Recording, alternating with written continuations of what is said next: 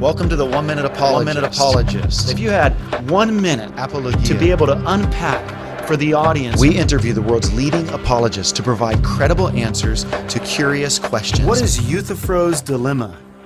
Well, that's a dilemma posed in one of Plato's dialogues to people who say that goodness, moral value, is based in the gods.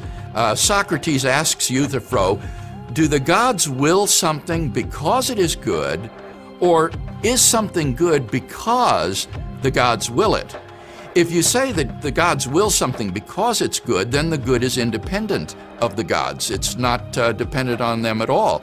But if you say that the good is whatever the gods will, then that seems to be an example of might makes right. They could have declared something totally different to be the good, and so it makes good and evil arbitrary, which seems wrong. And this dilemma is often pressed against those who believe that goodness and moral value is grounded by God. I think, however, that the Eutífron dilemma is a false dilemma because there's a third alternative. It's not the case that God's will something because it is good, nor is it the case that something is good just because God wills it. Rather, God wills something because He is good.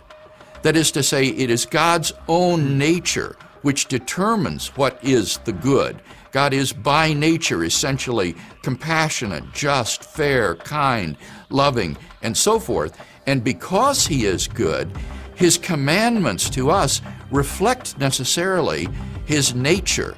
And therefore the commandments of God and our moral duties are rooted in God's essence. They are not arbitrary. They are rooted in God Himself, but they aren't grounded in anything external to God. God is Himself the good, who is the source of our moral duties.